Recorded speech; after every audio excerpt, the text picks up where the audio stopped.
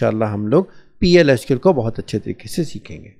अच्छा, SQL का जो है ना वो इंट्रोडक्शन हो गया था, ये पहले मैंने आपको बता दिया है। उसके बाद ये भी SQL का इंट्रोडक्शन है। SQL की सब लैंग्वेजेस हैं, यूज़र कैसे क्रिएट करना है, ये सारी की सारी कमांड जो हैं वो मैं आपको बता चुका हूँ। DDL की कमांड्स के बारे में आपको बता चुका हूँ। डाटा मैनिपुलेशन लैंग्वेज के बारे में मैं आपको बहुत अच्छे तरीके से एक्सप्लेन कर चुका हूँ। उसके बाद ट्रांजैक्शनल कंट्रोल लैंग्वेज के बारे में भी मैंने आपको बहुत अच्छे तरीके से एक्सप्लेन कर दिया।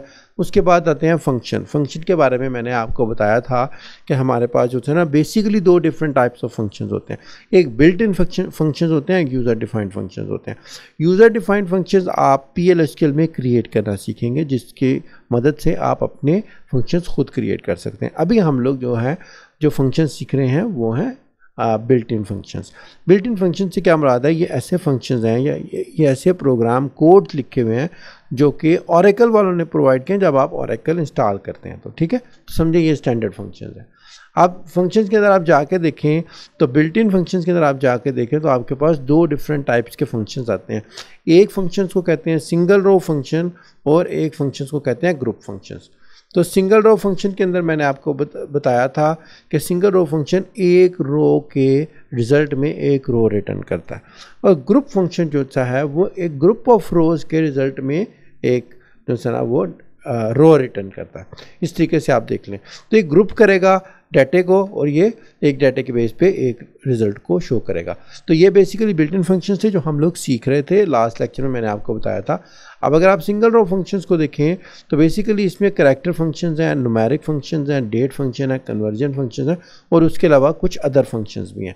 तो इसमें से मैंने आपको character function, numeric function, date function और कन्वर्जन फंक्शंस प्रीवियस लेक्चर्स में बताए थे। उसके अलावा कुछ इंपॉर्टेंट अदर फंक्शंस हैं जो कि आज के लेक्चर में मैं आपको अच्छे तरीके से एक्सप्लेन करूँगा। अब ये सिंगल रो फंक्शन के अंदर करैक्टर फंक्शंस हैं, ये सारे के सारे मैं आपको एक्सप्लेन कर चुका हूँ। Upper case, lower case, initial capital, length, substring, in string, L string, L pad, R pad, ये सारे के सारे जो है वो हम लोग कर चुके हैं। उसके अलावा ये है कि राउंड, ट्रंकेट और मोड के फंक्शंस भी मैं आपको पहले अच्छे तरीके से बता चुका हूँ। ठीक है, और अब उसके बाद हम लोग आते हैं जो है डेट फंक्शंस। डेट फंक्शंस भी मैंने आपको पहले बताया था, मैं प्रीवियस लेक्चर में आपको अच्छे तरीके से एक्सप्लेन भी किया था और ये करके भी दिखाए थे।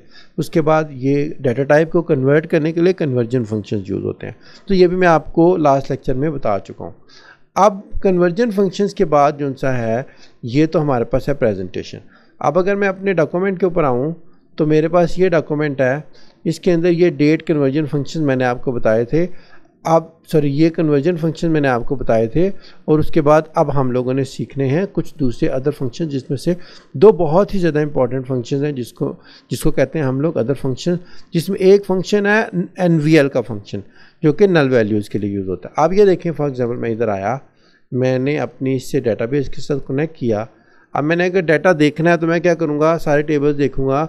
तो मैं एक तो सिलेक्ट स्टार फ्रॉम कैट कर सकता हूँ कमांड के थ्रू, ठीक है, तो मुझे इसके अंदर तमाम टेबल्स दिखाएगा। या अगर मैं इसके ऊपर क्लिक करूँ तो टेबल्स पे जाऊँ तो इधर भी मुझे सारे टेबल्स दिखा देगा। ठीक है, अब ये एक मेरे पास एम्प्लॉय का टेबल है और एक EMP का टेबल है।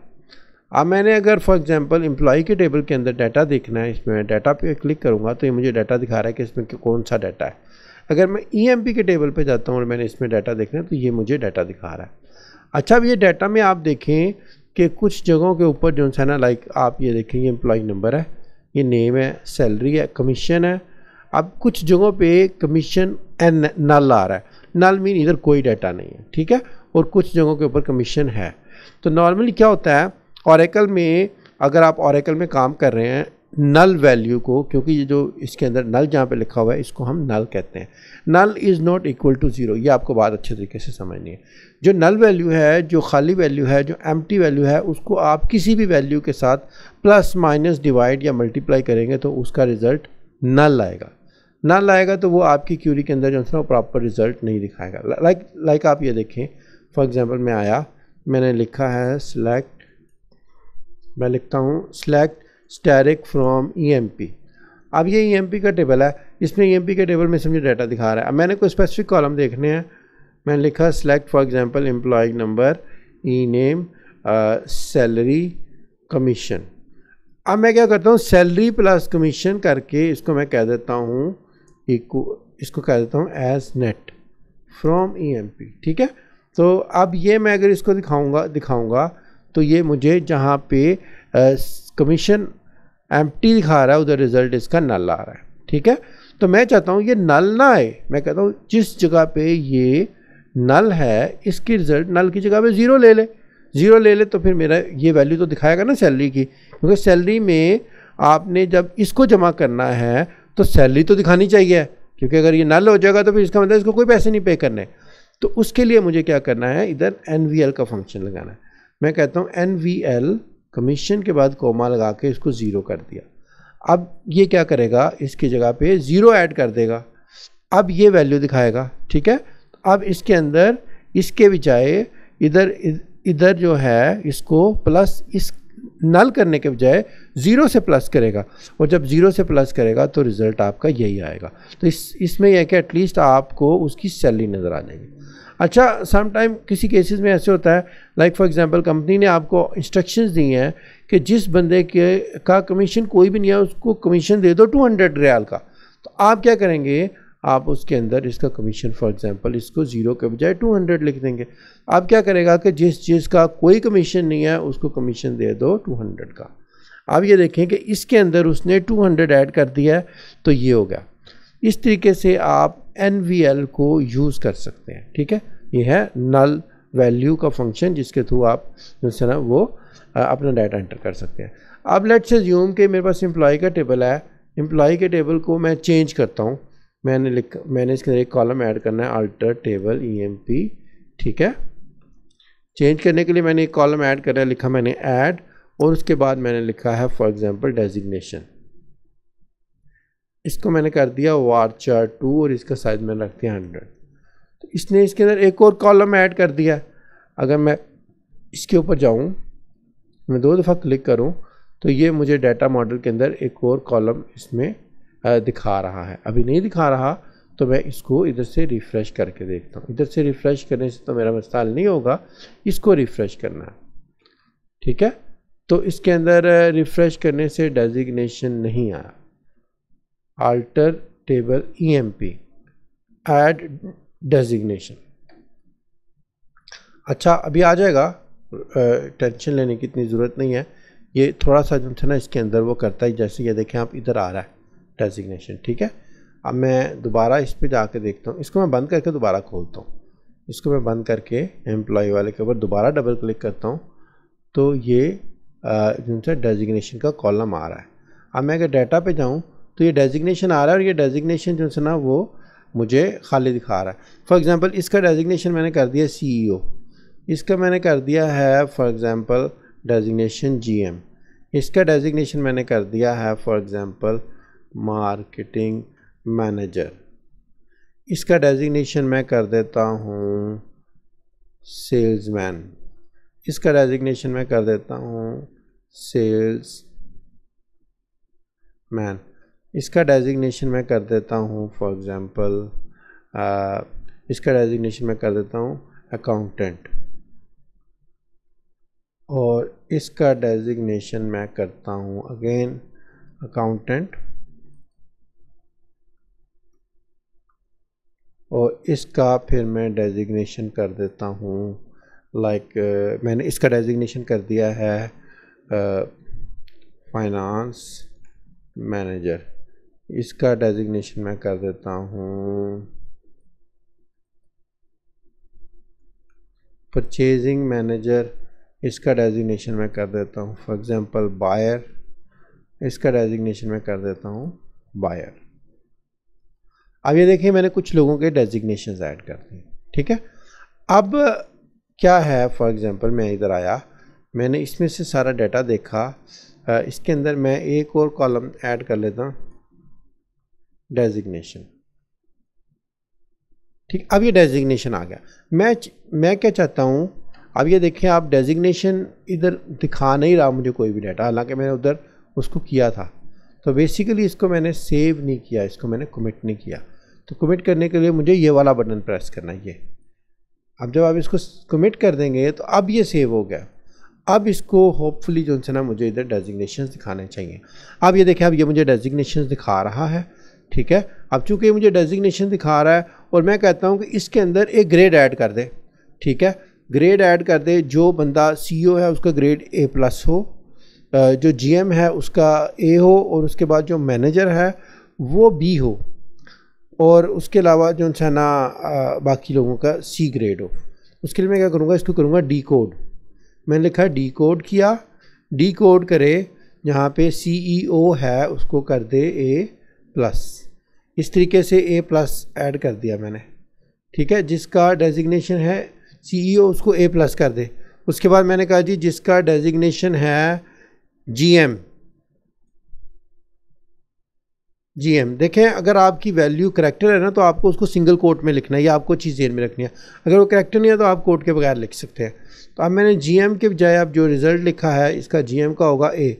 उसके बाद फिर मैंने कहा जी कि मार्केटिंग मैनेजर उसको क्या करे, उसको करे B, ठीक है। उसके बाद मैंने लिखा फाइनेंस मैनेजर, इसको क्या करे, इसको भी B करे। उसके बाद मैंने लिखा फॉर एग्ज़ाम्पल परचेजिंग मैनेजर, इसको भी मैंने कर दिया B।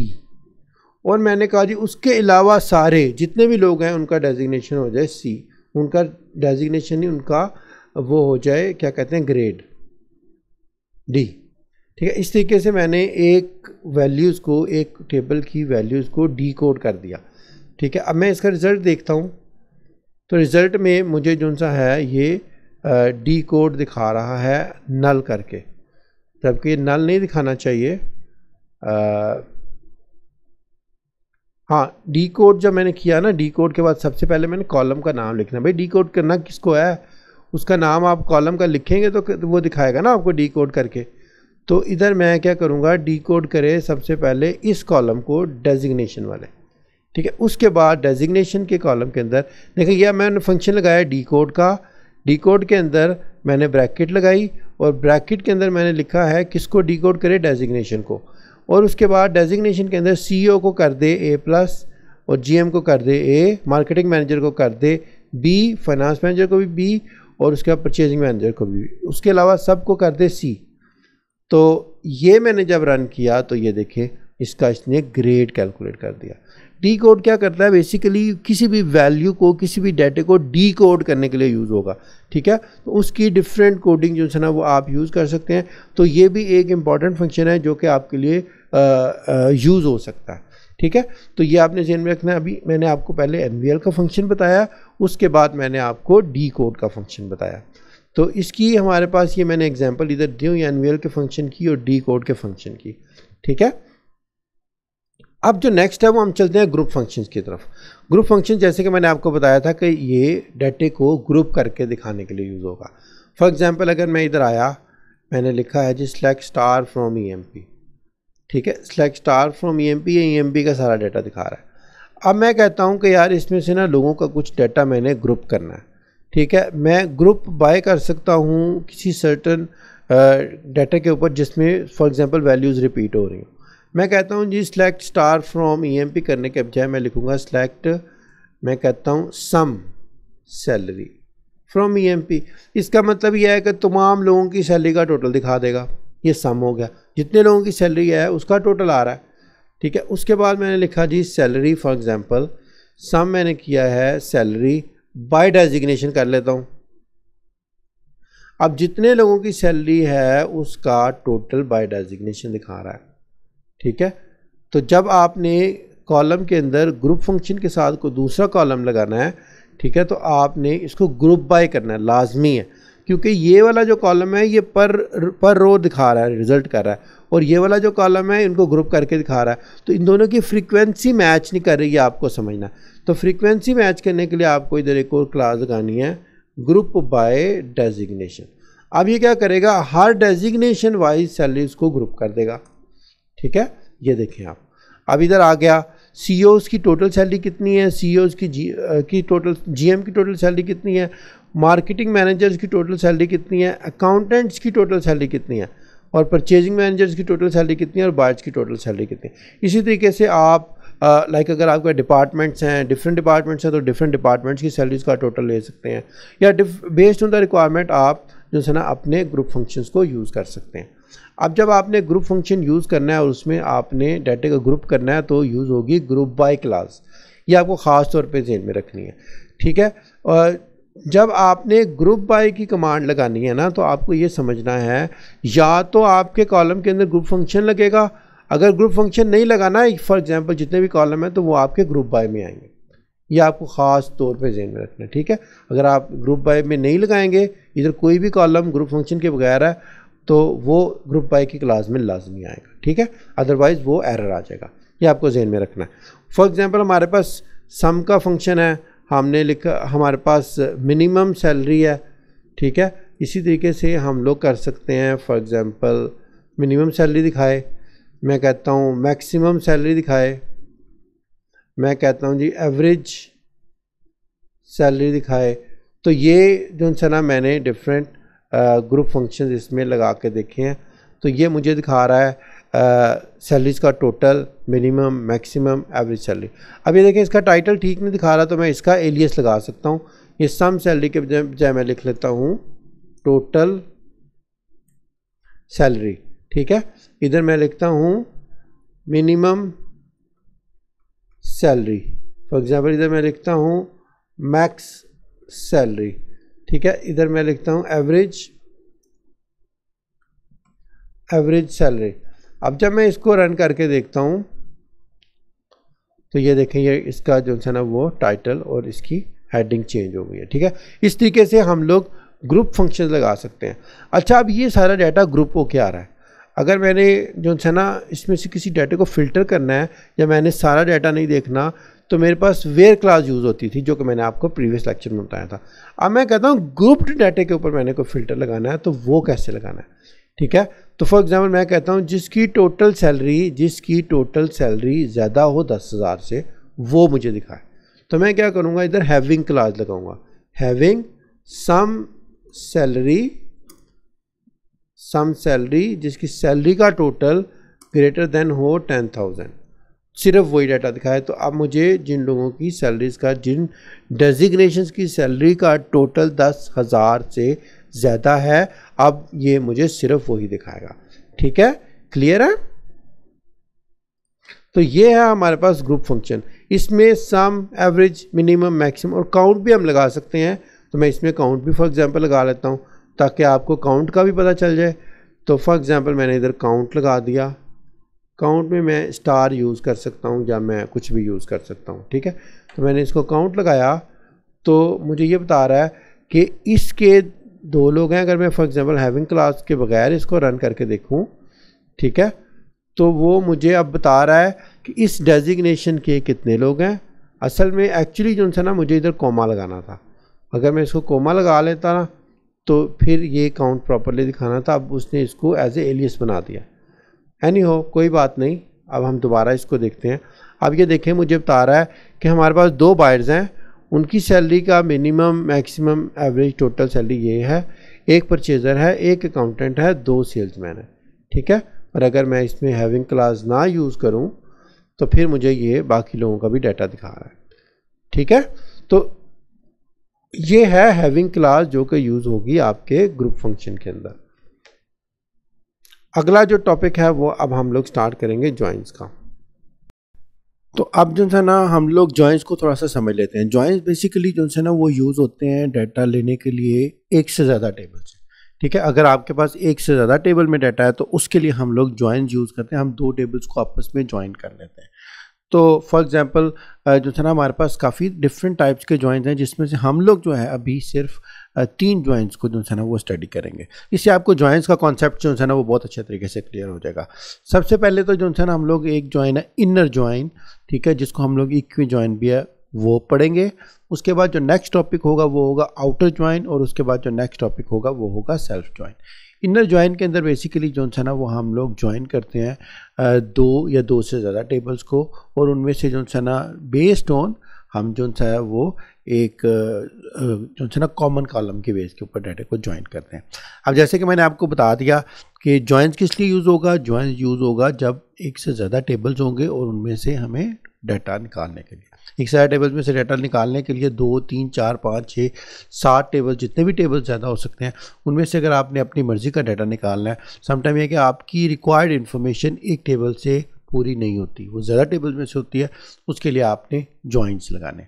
ठीक है, तो ज्वाइंस का इनर ज्वाइन, आउटर ज्वाइन और सेल्फ ज्वाइन को हम स्टडी करेंगे, उसको हम लोग देखेंगे। ठीक है, इनर ज्वाइन उस वक्त यूज़ होता है जब आपके इंफॉर्मेशन दोनों टेबल्स के अंदर अवेलेबल हो।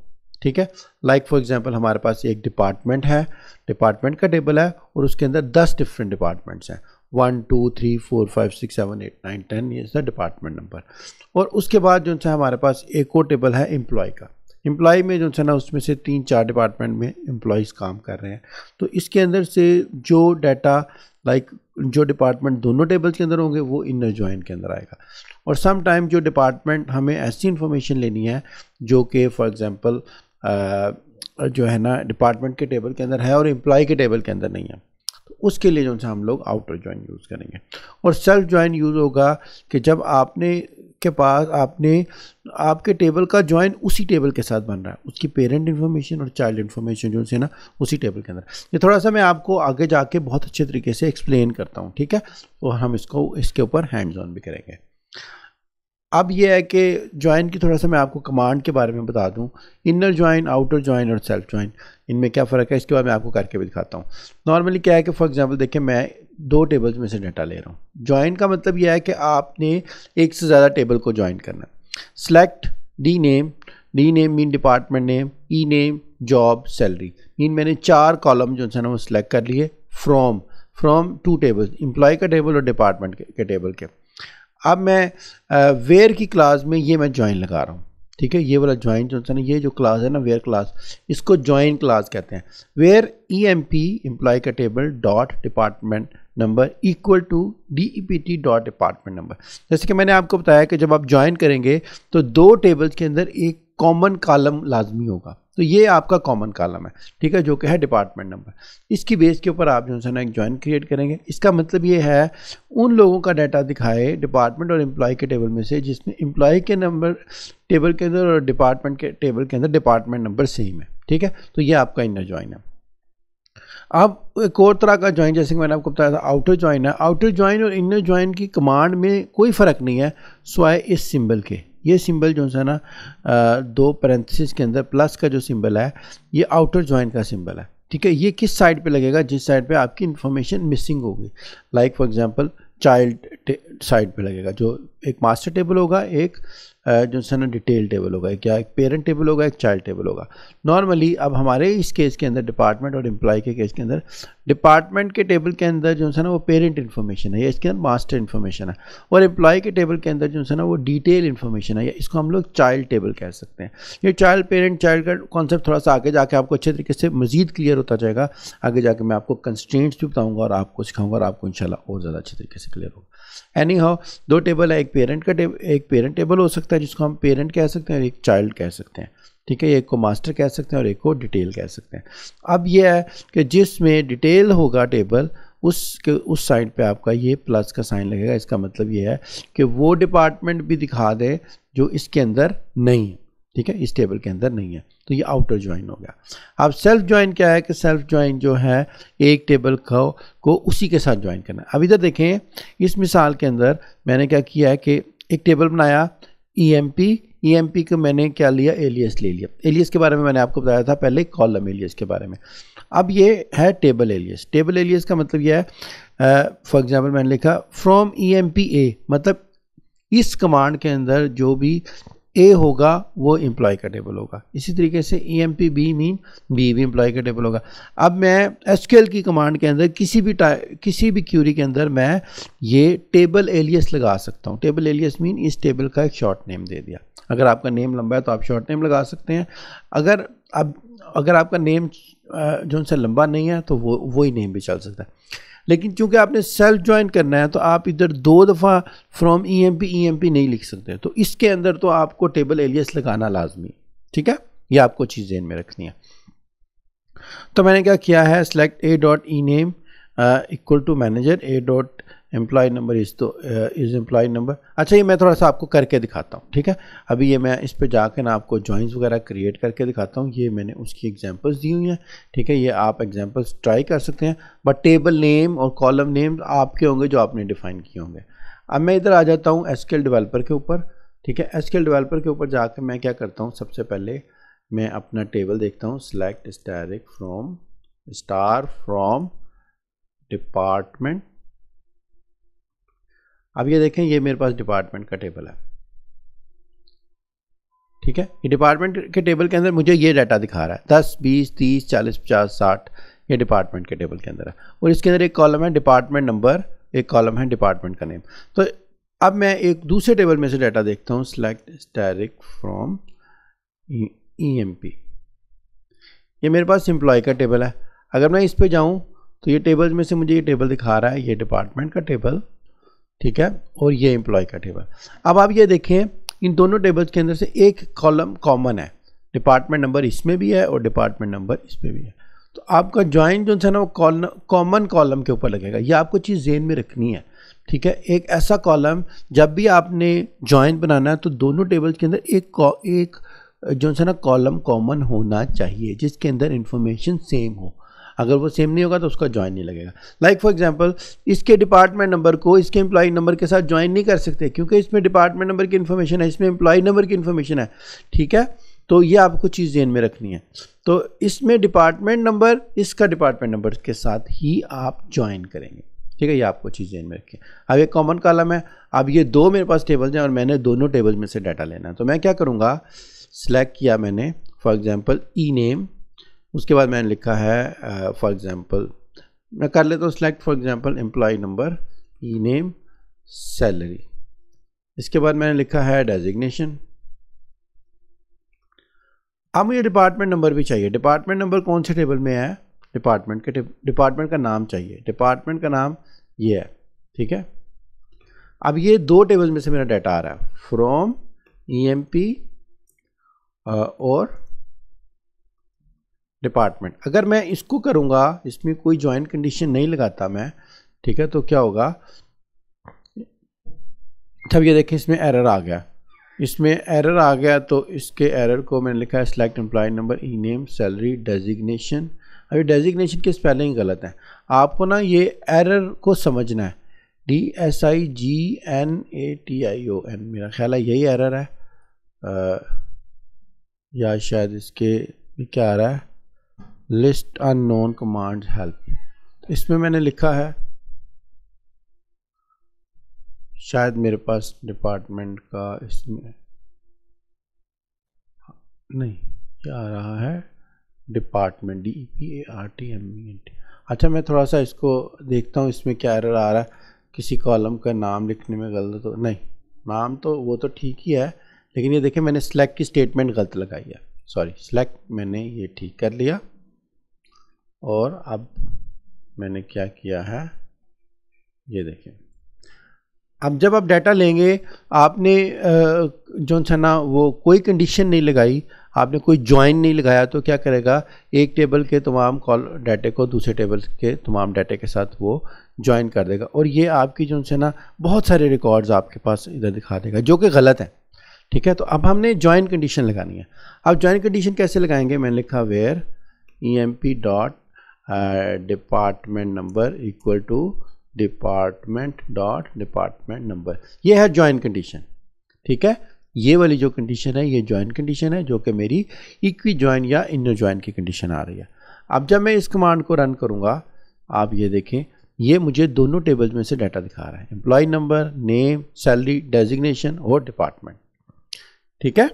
तो इसके बाद क्या है कि इसके बाद मैंने किया है, फॉर एग्जांपल मैं क्या करता हूँ कि इसका एलियस लगा लेता हूँ। मैं इसका नाम E कर दिया और इसका नाम मैंने D कर दिया। जिस तरह मैंने कॉलम में एलियस लगाया था, इस तरह मैंने टेबल में एलियस लगा लिया, ठीक है। तो इस तरीके से मैं एलियस भी लगा सकता हूँ। जब मैं एलियस लगाऊंगा तो मैं इधर इसकी जगह पे एम्प्लॉय की जगह पे एम्प्लॉय नंबर और इधर डिपार्टमेंट की जगह पे सिर्फ D कर देता हूँ, एम्प्लॉय की जगह पे E और डिपार्टमेंट की जगह पे D। तो इस तरीके से मैं टेबल एलियस भी लगा सकता हूँ, जैसे कि हमने पहले कॉलम एलियस लगाया था। ये है टेबल एलियस जो कि हमने टेबल का शॉर्ट नेम लगा दिया।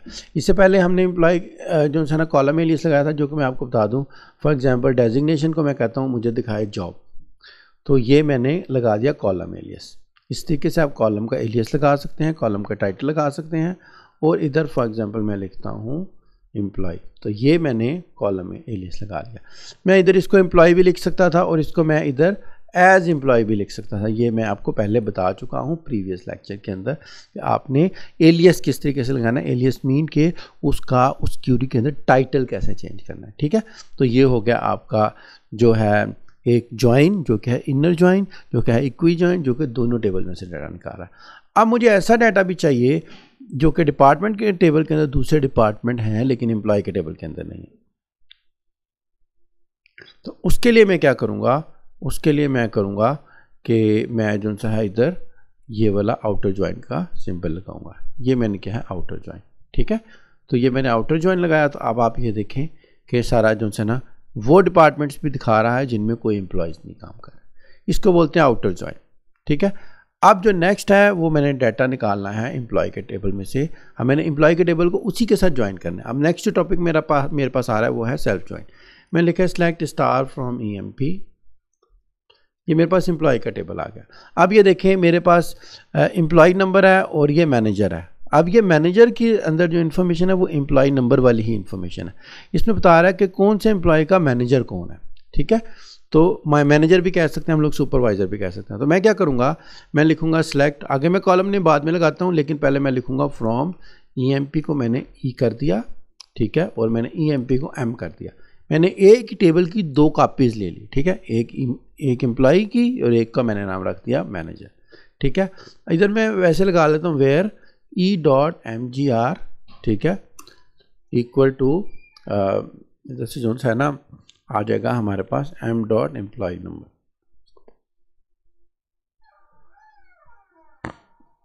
ये आ गया। अब मैंने क्या किया, फॉर एग्जांपल मैं इधर लिखूंगा कि इधर भी मैंने लिखा है E.employee नंबर, मैं लिखता हूँ एम्प्लॉय नंबर। इसके बाद मैंने लिखा फॉर एग्जांपल मैंने लिखा है E_name, इसका मैंने लिखा है एम्प्लॉय, इसका नाम आ गया। फिर मैंने लिखा E.salary, E.designation, ये आ गई एम्प्लॉय से रिलेटेड इन्फॉर्मेशन। अब मैं क्या करता हूँ, मैं M.employee नंबर लिखता हूँ, MGR नंबर कर देता हूँ, M.E_name लिखता हूँ, इसका मैं टाइटल लगा देता हूँ मैनेजर। M.salary फॉर एग्जांपल मैंने लिखा है MGR सैलरी। अब मैंने M.designation लिख के इसको मैंने कर दिया मैनेजर जॉब। अब मैं इसको देखता हूं कि ये मुझे क्या दिखाता है डाटा। ये देखिए मुझे बता रहा है कि ये एम्प्लॉय नंबर है। अब ये दोनों टेबल्स को ज्वाइन कर रहा है। ये बता रहा है ये एम्प्लॉय नंबर है, ये उसकी सैलरी है, ये उसका डेजिग्नेशन है, ये उसका मैनेजर का एम्प्लॉय नंबर है, ये उसके मैनेजर का जॉब टाइटल है और ये उसके मैनेजर की सैलरी है। सॉरी, ये मैनेजर का नेम है, मैनेजर की सैलरी है और मैनेजर का जॉब टाइटल है। इसमें मैं एक टेबल को उसी के साथ ज्वाइन कर रहा हूँ, ठीक है। तो ये मेरे पास क्या हो गया, ये मेरे पास हो गया है सेल्फ ज्वाइन, ठीक है। तो ये 3 किस्म के ज्वाइंस मैंने अभी आपको बताए हैं। आप इनके ऊपर अच्छे तरीके से प्रैक्टिस करें। और नेक्स्ट जो हमारे पास टॉपिक है वो है सब क्यूरी। सब क्यूरी को कहते हैं query within a query. Subquery और इनर क्यूरी और नेस्टेड क्यूरी, इसको सब क्यूरी भी कहते हैं, इनर क्यूरी भी कहते हैं और नेस्टेड क्यूरी भी कहते हैं। इसे query within a query, जो कि आपके सम टाइम क्या होता है कि आपको एक क्वेश्चन को सेटिस्फाई करने के लिए आपको किसी दूसरी क्यूरी को रन करना पड़ता है। फॉर एग्जांपल मैं कहता हूँ, मैंने कहा यार मुझे उन तमाम लोगों का डाटा दिखाए जिसकी सैलरी जो है ना, फॉर एग्जांपल आप ये कह लें कि असद की सैलरी से कम है, ठीक है।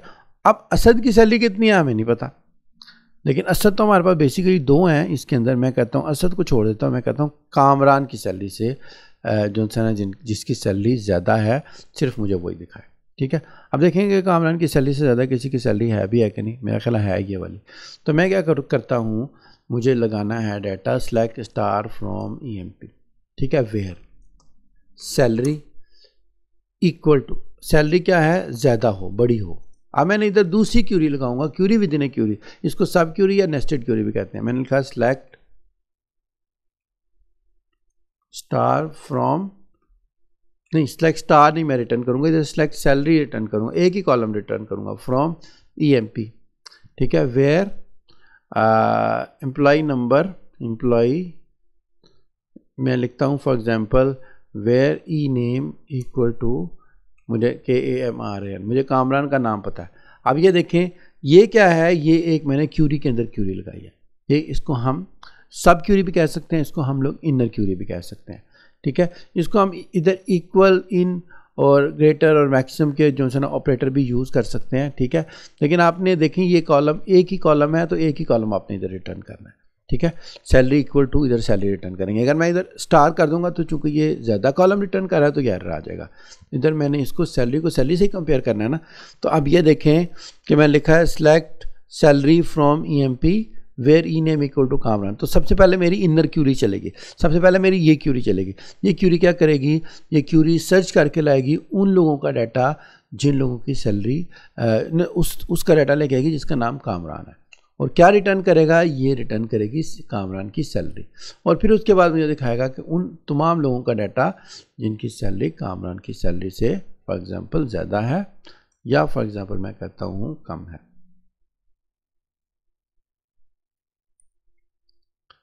अभी देखिए दोनों केसेस के अंदर उसने कोई डाटा रिटर्न नहीं किया।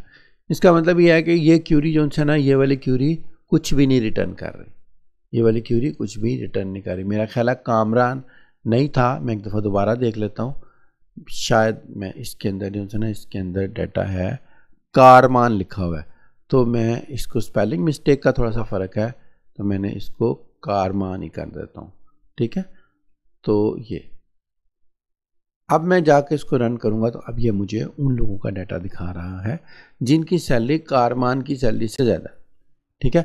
इसी तरीके से मैं क्या कर सकता हूँ, मैं कहता हूँ मुझे वो लोग दिखाए जो कि जो है ना, फॉर एग्जांपल एक बंदा है आबिद, मैंने कहा वो लोग दिखाए जो आबिद के डिपार्टमेंट में काम करते हैं, ठीक है। इसमें क्या लिखूँगा, आबिद, ठीक है। आबिद का इधर क्या रिटर्न करेगा, डिपार्टमेंट नंबर, ठीक है, और where department equal to department number equal to ये वाला, ठीक है। अब तमाम उन लोगों का डाटा दिखाएगा जो कि आबिद के डिपार्टमेंट में काम करते हैं।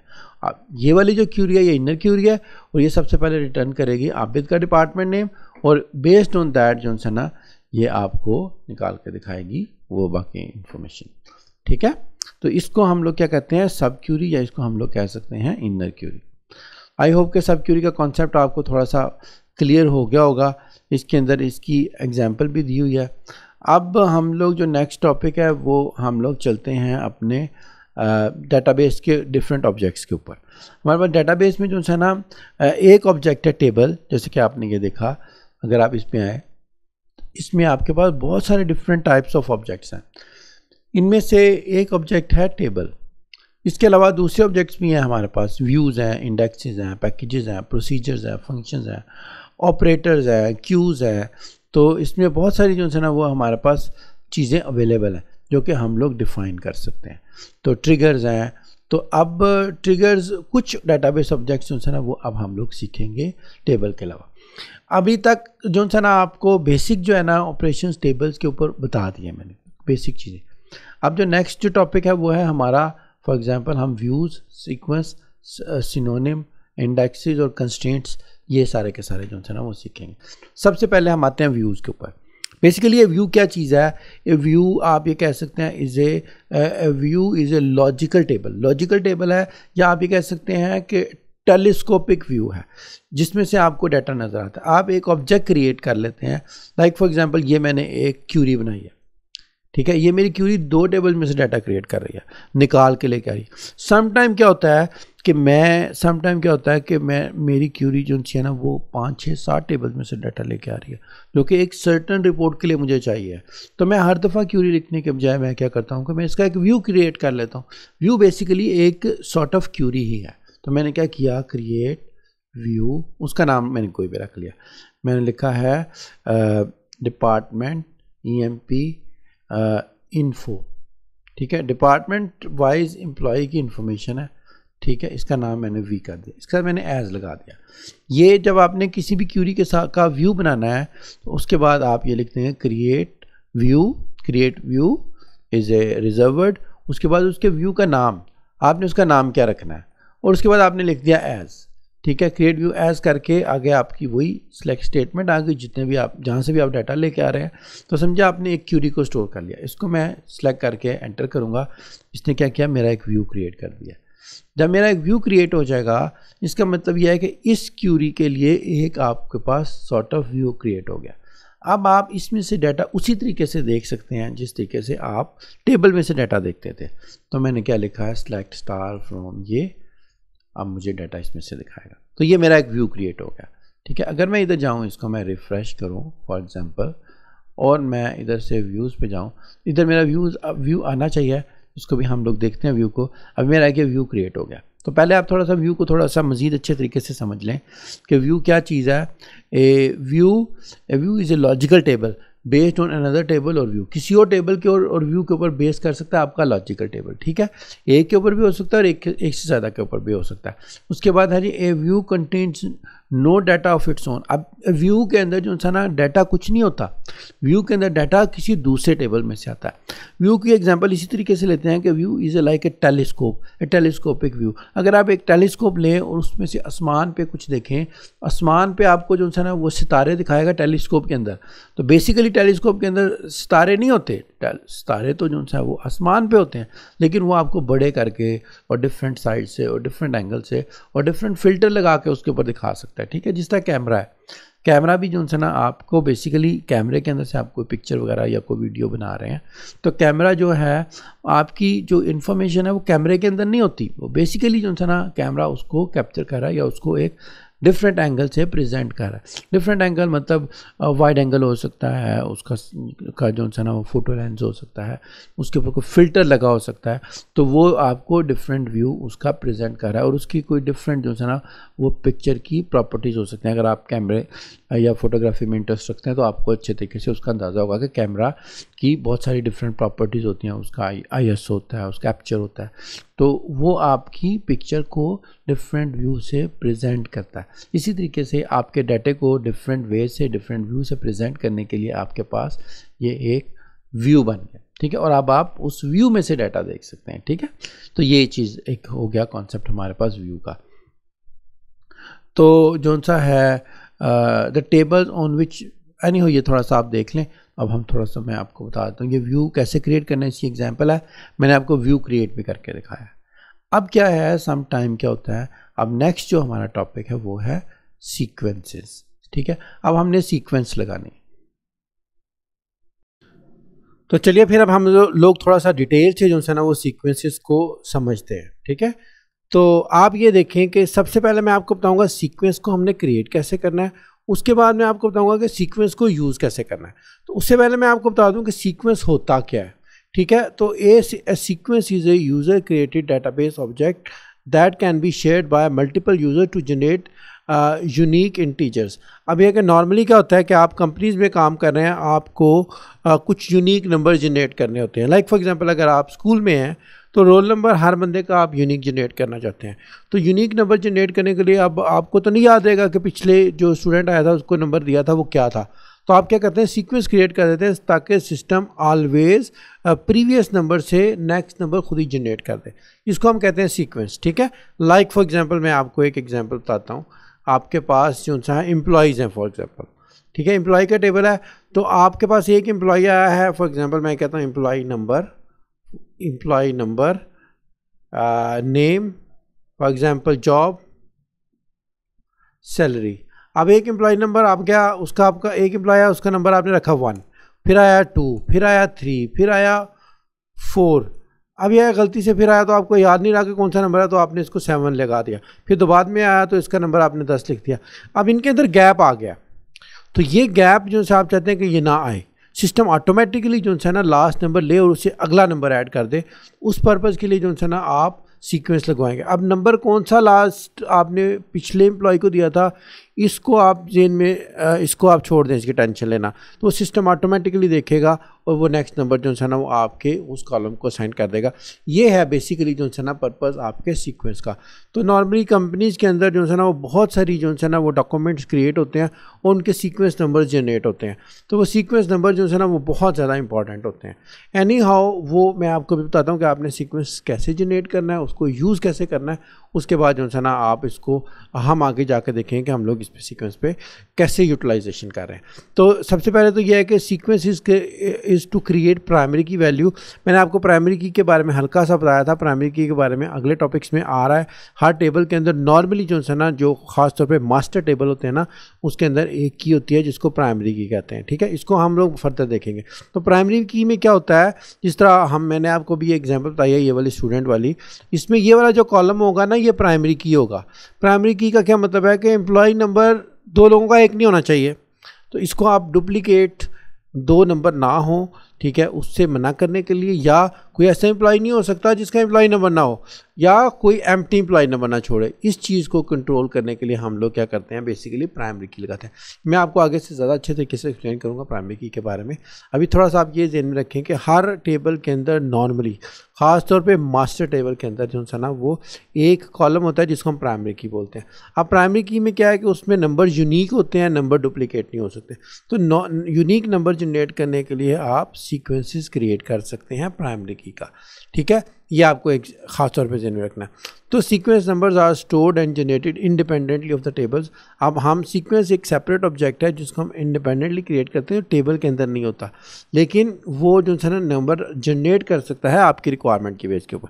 ये मैं आपको बताता हूँ कि आपने कैसे क्रिएट करना है।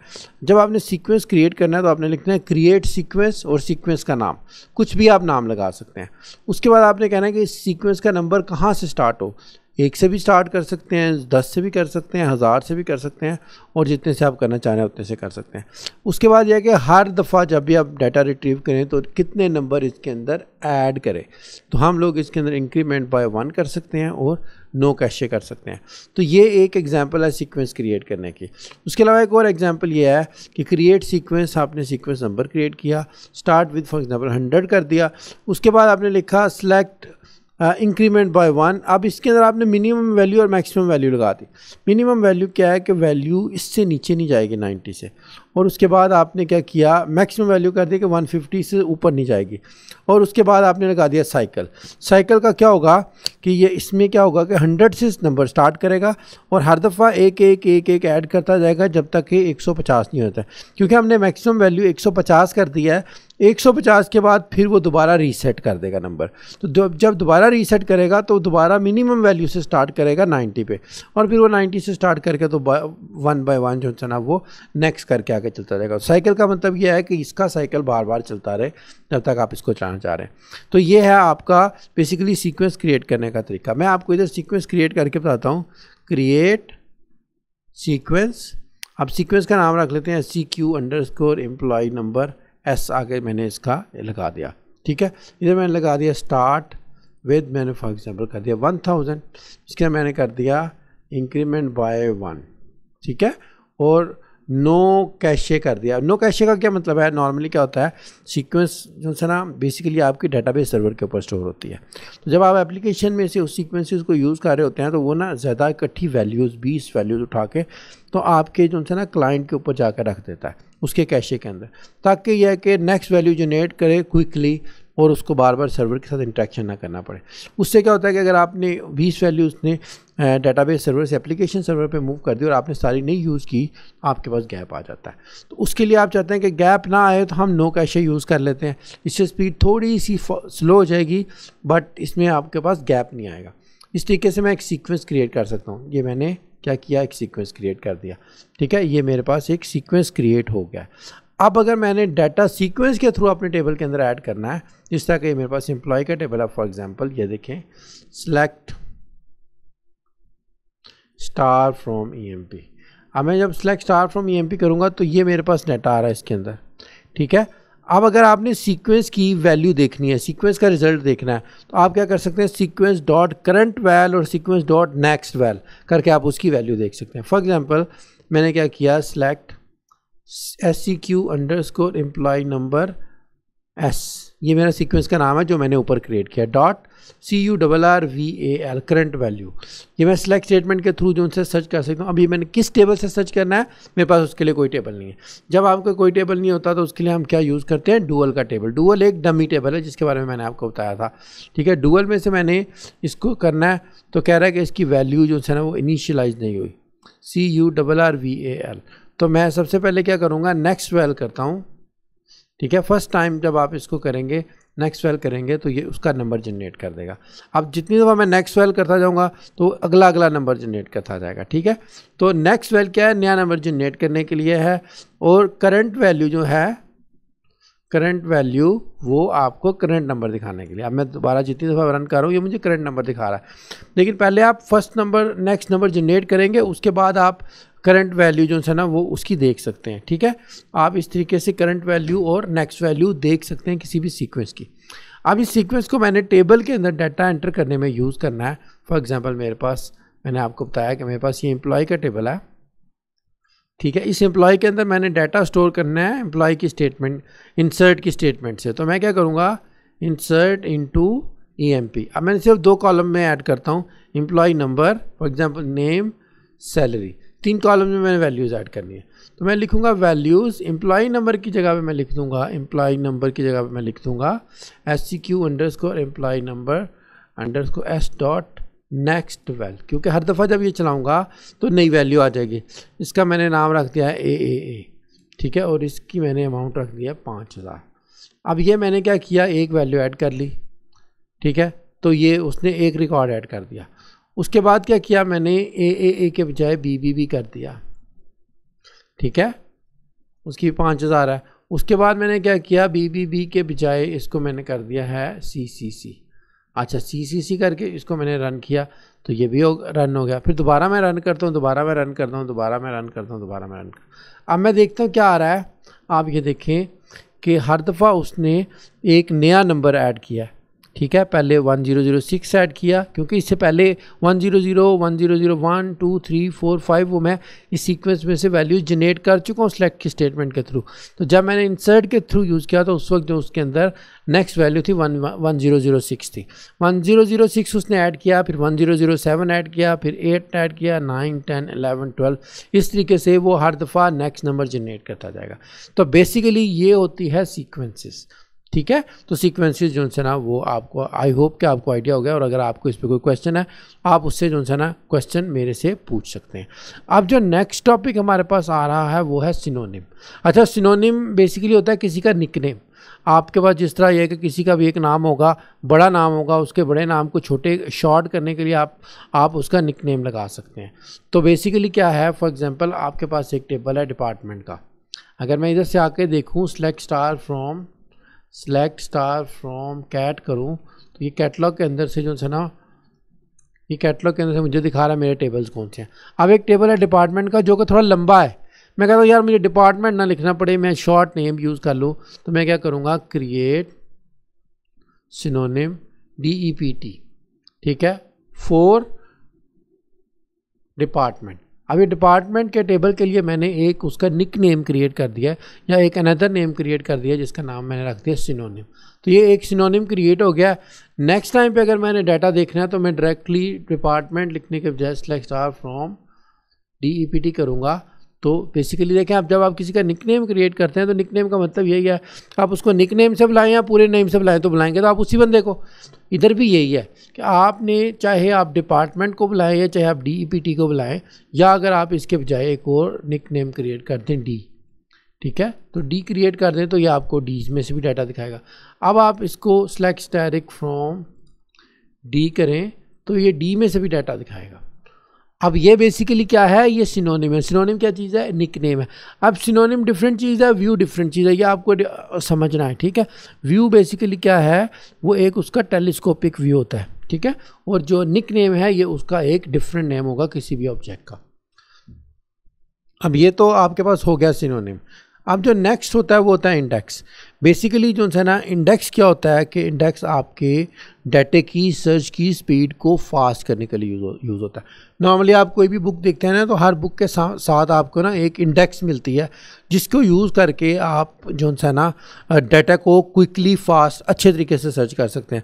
वो इंडेक्स उसके स्टार्ट पे भी हो सकती है बुक के और एंड पे भी हो सकती है। नॉर्मली जो है ना हर बुक के स्टार्ट पे इंडेक्स होती है। आप स्टार्ट पे जाके देखें इंडेक्स में सारे टॉपिक्स लिखे होते हैं और अगर आपने किसी टॉपिक को क्विकली सर्च करना है, फॉर एग्जांपल आपके पास एक बुक है जिसके अंदर 1000 पेजेस हैं, उसमें से आपने किसी भी टॉपिक को सर्च करना है तो आप एक एक सफ़ा खोल के जाके उसको सर्च करने के बजाय आप क्या करेंगे, आप उसकी इंडेक्स पे जाएंगे, उस इंडेक्स पे जाके आप उसका टॉपिक सर्च करेंगे। उस टॉपिक के आगे लिखा होगा ये कौन से पेज के ऊपर है और उस पेज पे आप डायरेक्टली चले जाएंगे। फॉर एग्जांपल आपके पास एक बुक है इंग्लिश की, अब उस इंग्लिश की बुक के अंदर आपके पास बहुत सारे जो है ना वो टॉपिक्स हैं। उसमें एक टॉपिक है फॉर एग्जांपल एसेस का।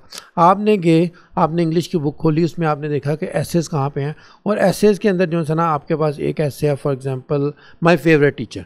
तो माय फेवरेट टीचर के ऊपर आपने जब जाके देखा कि माय फेवरेट टीचर कौन से पेज पे है तो आपको पता चला कि माय फेवरेट टीचर 675 पेज के ऊपर है। तो डायरेक्टली आप 675 पेज पे जाएंगे तो आपको पिछले सारे पेजेस एक्सप्लोर करने की ज़रूरत नहीं है। ये क्या करेगा, आपका बहुत सारा टाइम सेव करेगा। अब क्या होता है, जब आप डेटाबेसिस में काम करते हैं तो आपका कंपनीज के अंदर डाटा बहुत ज़्यादा बढ़ जाता है। जब आपका डाटा बहुत ज़्यादा बढ़ जाता है तो आपको उसके लिए इंडेक्सेस क्रिएट करनी पड़ती हैं। इंडेक्सेस क्या है कि डाटे को स्पीडी सर्च करने के लिए यूज़ होता है।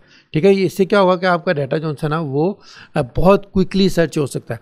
लेकिन आप ये देखेंगे अगर कोई बुक है 5 सफ़ों की बुक के ऊपर आप इंडेक्स लगा देंगे तो 5 सफ़ों की बुक के अंदर से तो मतलब फ़ौरन डाटा सर्च कर लेता है, उस पर आपको इंडेक्स लगाने की ज़रूरत ही नहीं है। दो सफ़ों के आप इंडेक्स लगाएं, पहले बंदा चाहे इंडेक्स को देखे, उसके बाद आप जाके वो 5 सफ़ों में से देखें कौन से सफ़े पे है, तो उस पर आपकी स्पीड स्लो होती है। तो नॉर्मली इंडेक्स का फ़ायदा उस सूरत में है जब आपके पास डाटा बहुत ज़्यादा होगा। जब थोड़ा डाटा होगा तो उस पर इंडेक्स का फ़ायदा कोई नहीं है। हम ओरेकल में इंडेक्सेस क्रिएट भी कर सकते हैं और कुछ इंडेक्सेस ऑटोमेटिकली क्रिएट भी हो जाती हैं। अगर हमने इंडेक्स क्रिएट करनी है, लेट्स अज्यूम कि मैंने जो है एम्प्लॉय के टेबल के ऊपर इंडेक्स क्रिएट करनी है, तो मैं लिखूँगा क्रिएट इंडेक्स IDX, इंडेक्स का नाम दे दूँगा और ऑन टेबल नेम और कॉलम नेम लगा दिया। इस तरीके से मैं अपने पास एक इंडेक्स क्रिएट कर सकता हूँ। ठीक है, ये मैंने कमांड लिखी है तो ये क्या करेगा, इसने एक इंडेक्स क्रिएट कर दिया है, create table index IDX EMP ENAME on EMP, employ के टेबल के ENAME के कॉलम के ऊपर उसने इंडेक्स लगा दी। ENAME पे भी लगा सकते हैं और आप EMP नंबर पे भी लगा सकते हैं। ठीक है, तो मल्टीपल इंडेक्सेस लग सकती हैं। अब क्या है कि इस पर मैंने 2 इंडेक्सेस लगा दी हैं, तो इस तरीके से आप कोई भी टेबल के ऊपर इंडेक्सेस लगा सकते हैं। अब इंडेक्स आपके सिस्टम ऑटोमेटिकली यूज़ करेगा। इंडेक्स को आपने नहीं यूज़ करना, क्योंकि जब आपने डाटा को सर्च करना है ओरेकल के अंदर तो वो ऑटोमेटिकली जिस टेबल के ऊपर, जिस कॉलम के ऊपर इंडेक्स लगी होगी, अगर आप उसके ऊपर उसको आप सर्च क्राइटेरिया में यूज़ कर रहे हैं तो फिर आपको जो है ना उसका टाइम फास्ट होगा, उसको क्विकली सर्च करेगा। तो नॉर्मली इसका स्पीड का फ़र्क आपको 10, 15, 20 रिकॉर्ड से नहीं पता चलेगा। अगर आपके पास like 10 million, 20 million, 25 million, 50 million का डाटा है तो उसमें से अगर आप कोई क्यूरी से डाटा सर्च करते हैं तो उसके ऊपर जो है ना आपको बहुत ज़्यादा टाइम लगेगा। अब उस टाइम को फास्ट करने के लिए आप जिस कॉलम के ऊपर सर्च करते हैं उस कॉलम के ऊपर आप इंडेक्स लगा देंगे तो फिर आप डाटा सर्च करेंगे तो वो डाटा काफ़ी फास्ट सर्च करके लेके आएगा। ये चीज़ आपको समझनी है। इंडेक्स मैंने आपको बता दिया इंडेक्स कैसे लगानी है और इंडेक्स का बेनिफिट कैसे हो गया। ठीक है जी, इंडेक्स का आपको पता चल गया। अब इंडेक्स के बाद जो हमारे पास आता है कंस्ट्रेंट आती है। तो बेसिकली जो है ना कंस्ट्रेंट क्या होती है कि आपके यूज़र को रिस्ट्रिक्ट करने के लिए कि वो फ़लाँ काम फॉर एग्जांपल कोई सर्टन काम नहीं कर सकता। तो ये आप जो है ना कुछ डाटे से रिलेटेड कंस्ट्रेंट्स यूज़र के ऊपर लगा सकते हैं। तो बेसिकली जो है ना कंस्ट्रेंट्स क्या है, 2 डिफरेंट तरह की कंस्ट्रेंट्स होती हैं ओरेकल के अंदर। कॉलम लेवल कंस्ट्रेंट होती है और टेबल लेवल कंस्ट्रेंट होती है। तो कॉलम लेवल कंस्ट्रेंट क्या करती है कि एक कॉलम के ऊपर कंस्ट्रेंट लगा देंगे कि इस कॉलम के अंदर फ़लाँ सर्टन टाइप ऑफ डाटा या वैल्यू एंटर ना करने दे यूज़र को, ये होगी कॉलम कंस्ट्रेंट। अब टेबल कंस्ट्रेंट यह है कि ये टेबल कंस्ट्रेंट यह है कि एक से ज़्यादा टेबल कॉलम्स के ऊपर एक कंस्ट्रेंट लग सकती है, टेबल के ऊपर कंस्ट्रेंट लग सकती है कि फ़लाँ डिफरेंट टाइप ऑफ डाटा जो है ना वो सिस्टम के अंदर ना रिकॉर्ड करने दें।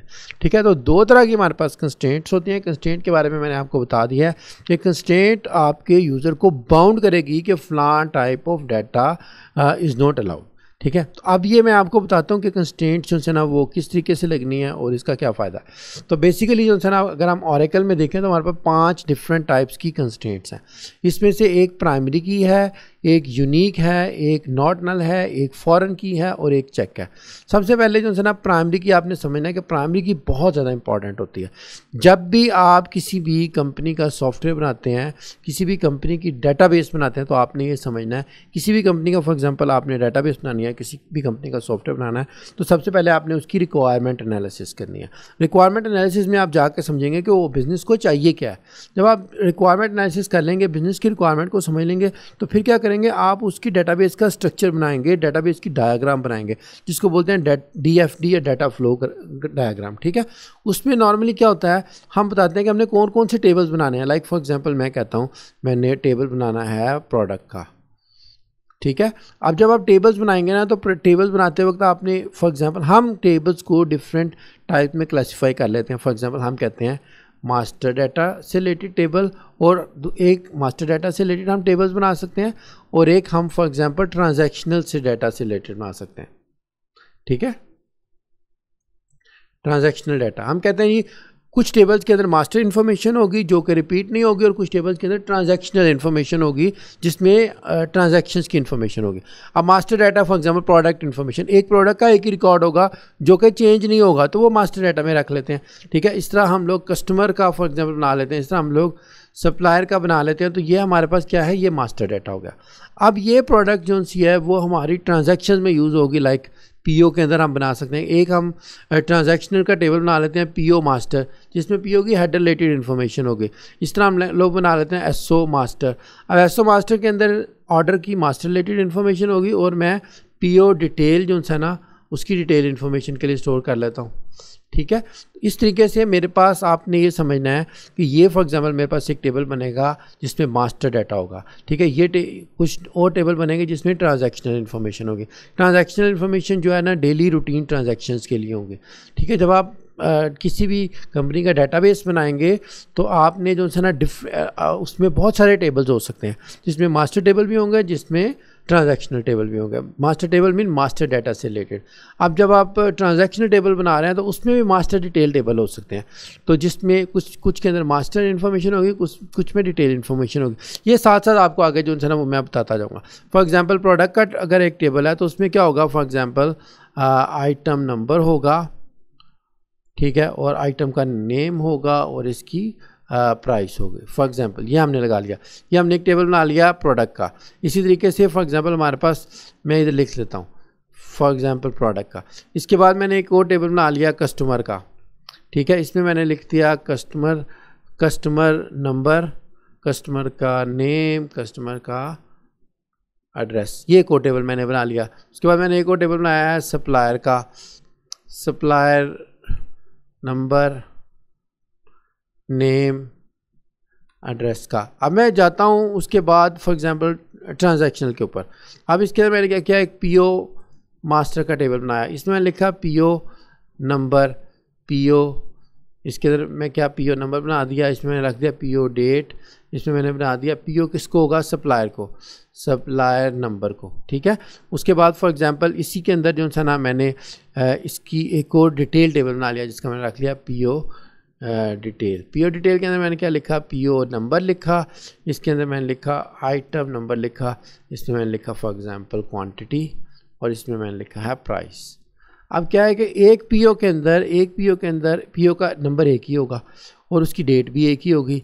ठीक है। और उसका वेंडर भी एक ही होगा। ठीक है ना। तो अब एक PO के अंदर आइटम्स एक से ज़्यादा हो सकती हैं। ठीक है। आइटम 1 2 2 3, और इनकी क्वांटिटी और प्राइस डिफरेंट हो सकती है। अगर आप ये देखें, ये जो दो टेबल है ये मिल के आपके जो है ना परचेजिंग की इन्फॉर्मेशन को कंप्लीट करेंगे। ठीक है। तो इसमें एक ट्रांजैक्शनल टेबल के अंदर भी आपका जो है वो मास्टर डिटेल बन सकता है। ये मास्टर हो गया, ये डिटेल हो गया। और देखें अब इसमें कॉमन कॉलम आ रहे हैं, इसमें PO नंबर आ रहा है। ठीक है। और इसके अंदर जो है PO नंबर आ रहा है।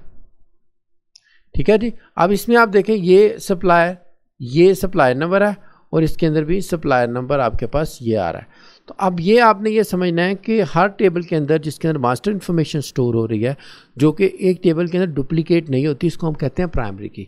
अब ये इन्फॉर्मेशन जो दूसरे टेबल के अंदर आ रही है उसको हम कहेंगे फॉरेन की, ठीक है। तो ये पहले मैं आपको कॉन्सेप्ट समझा रहा हूँ। मैंने आपको ज्वाइन में भी बताया था कि जब आपने ज्वाइन करना है ना, तो ज्वाइन करते वक्त एक कॉलम दो टेबल में होना चाहिए। जिस तरह ये देखें, ये पीओ नंबर ये दोनों में है। अब अगर इन दोनों में पीओ नंबर होगा तो इनका आपस में ज्वाइन बन सकता है। इसी तरीके से सप्लायर नंबर इन दोनों में है तो इन दोनों का आपस में ज्वाइन बन सकता है। अब अगर आप इस टेबल को, इस पीओ डिटेल के टेबल को प्रोडक्ट से करेंगे तो इसमें भी ज्वाइन बन जाएगा, ठीक है। अगर आप ये देखें, इसमें आइटम नंबर है, ठीक है, ये आपका मास्टर टेबल हो गया। और इसमें जाएंगे तो इसमें भी आइटम नंबर है, ये इसका डिटेल हो गया, ठीक है। डिटेल को मैंने येलो से मेंशन किया, तो मास्टर को मैंने किया है ग्रीन से। तो अब ये देखें कि आपका ये मास्टर टेबल है, इसमें ग्रीन है, ये मास्टर टेबल है, इसमें ग्रीन है, ये मास्टर टेबल और इसका ये येलो है। अब क्या है कि इनमें एक कॉलम कॉमन होना चाहिए। अब ये वाला जो टेबल है पीओ डिटेल का, इसके अंदर पीओ नंबर है, ठीक है, और इसके अंदर पीओ नंबर नहीं है, इसका कस्टमर के टेबल से कोई रिलेशन नहीं बनेगा। इसी तरीके से पीओ डिटेल का जो टेबल है इसका सप्लायर से कोई रिलेशन नहीं बनेगा। जब तक कॉमन कॉलम नहीं होगा उस वक्त तक आप इसका जो है ना वो रिलेशन क्रिएट नहीं कर सकते। ये आपको चीज़ समझनी। अब जब कॉमन कॉलम आप क्रिएट कर रहे हैं, जब आप इनसे रिलेशन को क्रिएट कर रहे हैं, तो ये वाला जो कॉलम होगा इसको हम प्राइमरी की करेंगे, प्राइमरी की कंस्ट्रेंट लगाएंगे, और ये जो कॉलम होगा इसको हम कहेंगे फॉरेन की। फॉरेन की का मतलब क्या है कि इसका डाटा डिपेंड कर रहा है किसी और टेबल के ऊपर, ठीक है। तो ये हमारे पास फॉरेन की हो गई और ये हमारे पास प्राइमरी की होगी, जो भी मैं कंस्ट्रेंट में आपको क्रिएट करके बताऊंगा। सबसे पहले मैंने आपको बता दिया कि जब आपने डेटाबेसिस पे काम करना है उस पर मल्टीपल टेबल क्रिएट करेंगे। जब आप मल्टीपल टेबल क्रिएट करेंगे तो उनके आपस में रिलेशनशिप्स होंगे, रिलेशनल डेटाबेस मैनेजमेंट सिस्टम के अंदर। जब उनके रिलेशनशिप होंगे तो उसकी रिलेशनशिप के बेस के ऊपर जो है ना आप अपने डाटा को अच्छे तरीके से सर्च कर सकते हैं, ठीक है।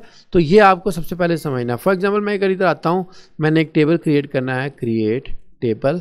फॉर एग्जाम्पल मैंने लिखा है प्रोडक्ट, ठीक है, प्रोडक्ट कर दिया, या मैंने क्रिएट टेबल कर दिया आइटम।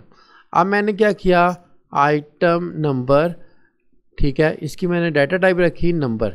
इसके बाद मैंने लगा दिया प्राइमरी की, प्राइमरी की लगा दिया। इसके बाद मैंने लिखे जी आइटम डिस्क्रिप्शन, इसका मैंने लगा दिया वार्चर 2, इसको मैंने लगा दिया 100, ठीक है जी। अब इसको मैंने कह दिया नॉट नल, ठीक है। उसके बाद मैंने कह दिया जी प्राइस, इसको मैंने लगा दिया जी नंबर, ठीक है। और उसके बाद मैंने कह दिया जी फॉर एग्ज़ाम्पल आप ये कह लें आइटम सीरियल, मैंने लगा दिया सीरियल नंबर, सीरियल नंबर, इसको मैंने रख दिया जी नंबर। अब इसके साथ मैंने लगा दिया है जी यूनिक। ये मैंने एक टेबल क्रिएट कर लिया। अब इस टेबल के अंदर मैं क्या कर रहा हूँ, सबसे पहले मैंने किया है क्रिएट टेबल, टेबल का नाम। उसके बाद मैंने इसको ओपनिंग पैरेंथेसिस लगाई। उसके बाद मैंने कॉलम रखा आइटम नंबर, नंबर, नंबर के ऊपर मैंने प्राइमरी की लगा दी। प्राइमरी की, अब मैंने आपको बताया था प्राइमरी की एक कंस्ट्रेंट है, जिस कॉलम के ऊपर प्राइमरी की लगेगी उसका क्या फ़ायदा है कि इसके ऊपर दो चीज़ें जो उनसे ना वो लगेंगी। एक क्या है कि इसके ऊपर प्राइमरी की के अंदर एक क्या चीज़ आपको समझनी है, प्राइमरी की के अंदर नॉट नल, इसके अंदर डाटा खाली नहीं हो सकता। और दूसरी क्या चीज़ है, ये यूनिक होगा, ठीक है, इसमें वैल्यूज़ डुप्लीकेट नहीं हो सकती, एक नंबर दो दफ़ा नहीं आ सकता, ठीक है। ये आपने ज़हन में रखना है आइटम नंबर। अब जब मैं ये टेबल क्रिएट करूँगा आइटम का, तो इसके अंदर आइटम नंबर दो दफ़ा नहीं आ सकता और किसी भी कॉलम के अंदर आइटम नंबर एम्प्टी नहीं हो सकता, ठीक है। इसी तरीके से ये जो आइटम डिस्क्रिप्शन है, ये कोई भी बंदा आइटम डिस्क्रिप्शन खाली नहीं छोड़ सकता। ये मैंने दूसरी कंस्ट्रेंट लगा दी। और ये मैंने तीसरी कंस्ट्रेंट लगा दी कि इसको यूनिक करना है, ठीक है। तो मैं जब इसको टेबल को रन करूँगा, इसके ऊपर क्या उसने किया है, 3 कंस्ट्रेंट लगानी थी लेकिन उसने नहीं लगाई, उसने एरर दे दिया। अब एरर क्या उसने दिया है, इस एरर को समझना है मैंने, ठीक है। ये बेसिकली मैंने कमेंट किया था, इस कमेंट को फ़िलहाल मैं ख़त्म कर देता हूँ। वैसे तो मतलब इधर मैं कोमा लगा दूँ तो मेरा ख्याल है मेरा मसला हल हो जाएगा, क्योंकि ये वाला आगे जो है ना, ये वाला जो पोर्शन है ये कमेंट है, इसको अगर मैं डिलीट भी कर दूंगा तो कोई मसला नहीं है और रहने भी दूंगा तो कोई मसला नहीं है। तो कमेंट आप डबल डैश करके कमेंट लिख सकते हैं, लेकिन फ़िलहाल मैं इसको ख़त्म कर देता हूँ ताकि आपको कोई कन्फ्यूजन ना हो, ठीक है। अब मैं इसको रन करके देखता हूँ। अब क्या किया उसने, एक टेबल क्रिएट कर दिया, क्रिएट टेबल आइटम, ठीक है। अब इस टेबल के अंदर मैंने 3 कंस्ट्रेंट लगाई हैं, ये प्राइमरी की कंस्ट्रेंट लगाई है, ये नॉट नल की लगाई है और ये यूनिक की कंस्ट्रेंट लगाई है। जिस तरह अगर मैं अपनी प्रेजेंटेशन में जाऊं तो ये देखें हमारे पास एक प्राइमरी की कंस्ट्रेंट है और एक यूनिक की कंस्ट्रेंट है और एक नॉट नल कंस्ट्रेंट है। ये तीनों मैंने लगा दी हैं। उसके बाद 2 फॉरेन की कंस्ट्रेंट और चेक कंस्ट्रेंट है, ये मैं आपको बताता हूँ पहले। अब इसमें फ़र्क क्या होगा, इसमें क्या फ़ायदा होगा, मैंने लिखा है मेरे पास टेबल है आइटम का, मैं गया सिलेक्ट स्टार फ्रॉम आइटम किया तो ये मेरे पास आइटम का टेबल आ गया। इसमें कोई डाटा नहीं है, मैंने इसमें डाटा स्टोर करना है। फॉर एग्जांपल मैंने लिखा इंसर्ट इनटू आइटम। अब मैंने इसमें लिखा है फॉर एग्जांपल आइटम नंबर मैंने लगा दिया। उसके बाद मैं कहता हूँ जी आइटम डिस्क्रिप्शन लगा दिया, मैंने प्राइस लगा दिया, उसके बाद मैंने सीरियल नंबर लगा दिया। अब मैंने वैल्यूज़ जब लिखी हैं, वैल्यूज़ में मैंने लिखा वैल्यू 1 लिखो, इसमें मैंने लिखा जी फॉर एग्जांपल आईफोन, ठीक है। उसके बाद मैंने इसकी प्राइस लिखी जी, और उसके बाद मैंने इसका एक सीरियल नंबर लगा दिया। ये मैंने कर लिया इस तरीके से। तो इसने क्या किया है, मुझे इसमें अभी वो एरर दे रहा है। एरर क्या है, मेरा ख्याल है मैंने कोई कॉलम इसमें गलत लगाया है। तो इंसर्ट इनटू ये वैल्यूज़ में iPhone missing values keyword VALUES, insert into ये मिसिंग वैल्यूज़ कीवर्ड तो आ ही रहा है। इसमें क्या एरर है, VALUES वैल्यूज़ कीवर्ड मैंने लगाया है। मैं ये कर देता हूँ, ठीक है। तो मेरा ख्याल है मैंने कोई और इसमें गलती की है।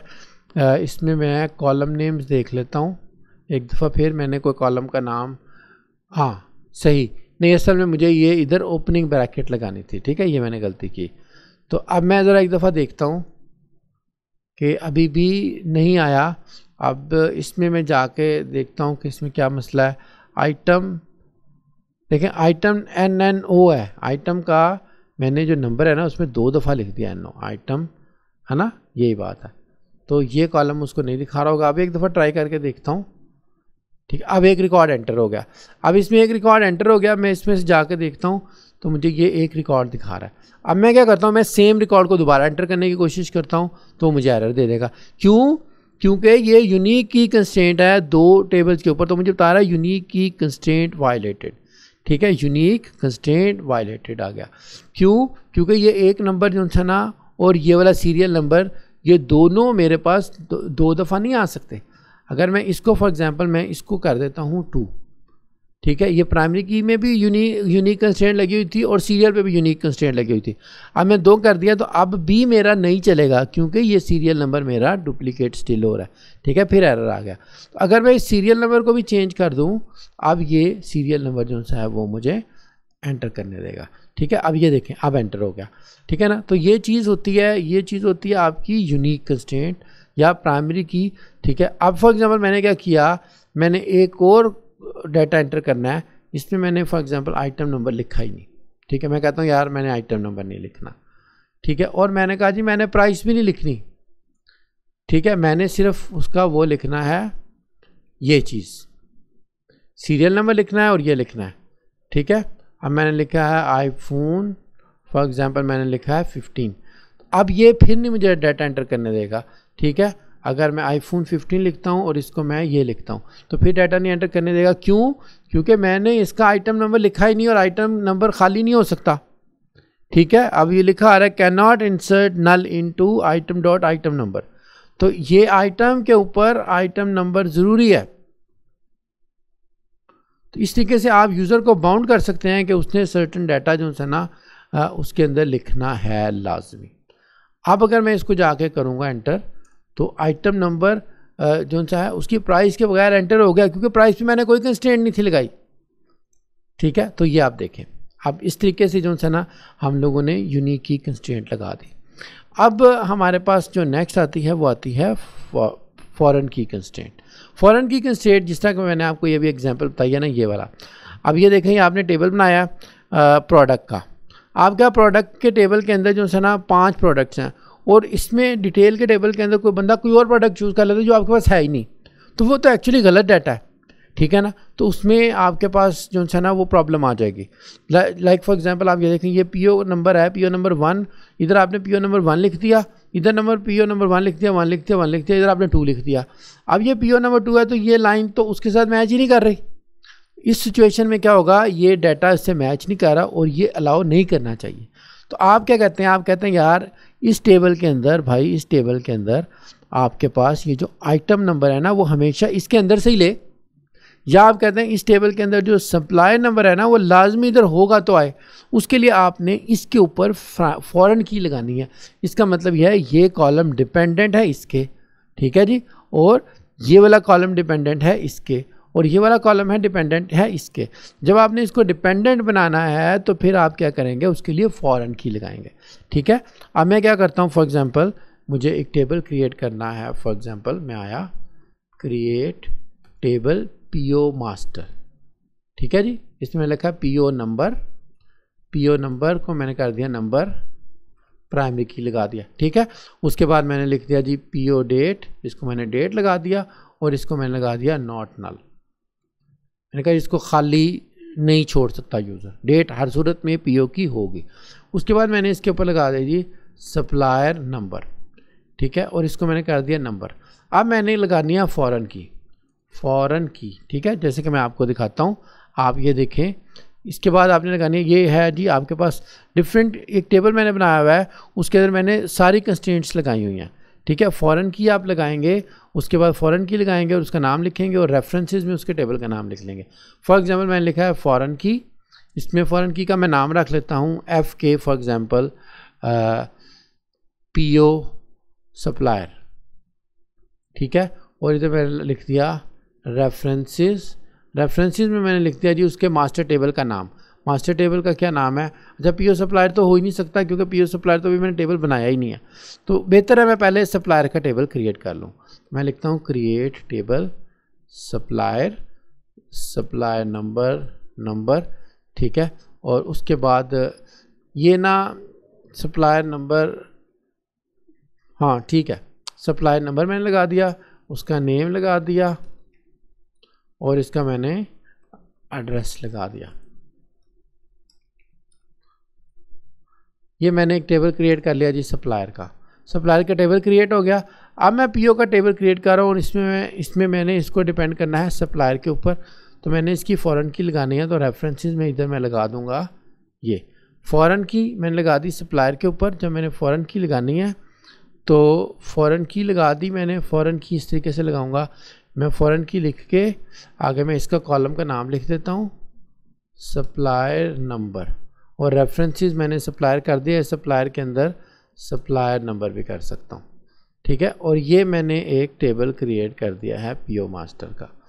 ये टेबल क्रिएट करने में एरर आ रहा है, इसमें कह रहा है फॉरेन की references supplier, references supplier number के अंदर इसके अंदर एरर आ रहा है, पी के पीओ सप्लायर फॉरेन की रेफरेंसेस, फॉरेन की रेफरेंसेस में मैंने फॉर एग्जांपल मैं सिर्फ इसका नाम लिखता हूँ, अगर मैं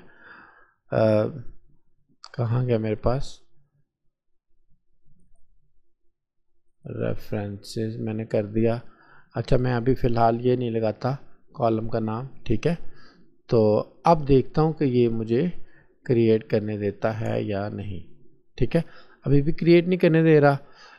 not null supplier number foreign key का मसला आ रहा है। फॉरेन की लिख दिया, फॉरेन की का नाम लिख दिया, उसके बाद मुझे टेबल का नाम लिखना था कि कौन से टेबल के साथ इसको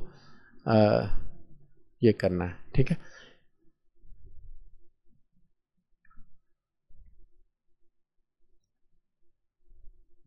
ये कमांड तो मैंने ठीक लिखी हुई है,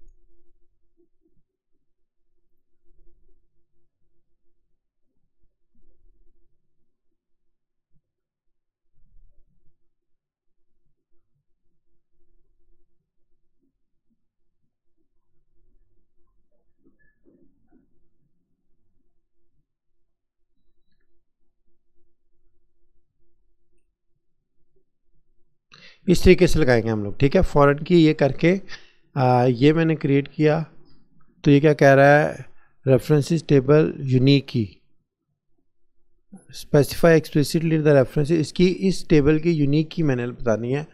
तो इसकी जो यूनिक की है वो है मेरे पास सप्लायर के टेबल के अंदर ये वाली, ठीक है। तो इसमें मैं जाके इसकी यूनिक की इस तरीके से लगा देता हूँ। तो ये मैंने क्या किया है, एक कंस्ट्रेंट क्रिएट कर दी, ठीक है। ये क्या कह रहा है, find the correct column name using all. अच्छा, इसके कॉलम का नाम ठीक नहीं आ रहा, हाँ सॉरी, मैंने क्या किया था कि इसके अंदर प्राइमरी की क्रिएट ही नहीं की। तो मुझे बेसिकली क्या करना चाहिए था, मुझे करना है ड्रॉप टेबल सप्लायर, ठीक है।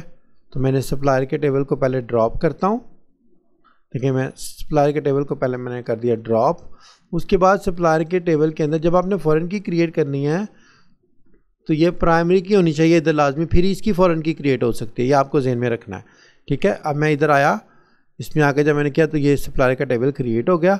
अब जब मैं इसमें आके इसको फॉरेन की के साथ इसको क्रिएट करता हूँ तो ये फॉरेन की भी क्रिएट हो गया। अब क्या करेगा, जब भी आप इस टेबल के अंदर डाटा डालेंगे तो ये सप्लायर का डाटा इसके अंदर होगा तो इसमें एंटर करने देगा, वरना नहीं करने देगा। ये फॉरेन की हो गया। उसके बाद चेक जो है ना, आप कह सकते हैं कि भाई ये चेक एक कॉलम के ऊपर चेक करे कि सर्टन वैल्यू एंटर हो सकती है, इसके अलावा कोई नहीं हो सकती, ठीक है। तो ये चेक कंस्ट्रेंट होगा इसमें। ये बेसिकली सारे कंस्ट्रेंट्स हैं। तो आज के लिए हमारा इतना ही है, तो बाकी इंशाल्लाह जो है ना हम लोग नेक्स्ट करेंगे। बेसिकली ये जो है ना कोर एसक्यूएल की मेन बेसिक कॉन्सेप्ट सारे यही हैं। बाकी अगर आपको इतना पता चल जाता है तो इतना एसक्यूएल आपके लिए एज ए स्टार्टिंग के तौर पे रीज़नेबल एनफ है। उसके बाद नेक्स्ट लेक्चर में हम लोग जो है ना वो PL SQL को सीखेंगे।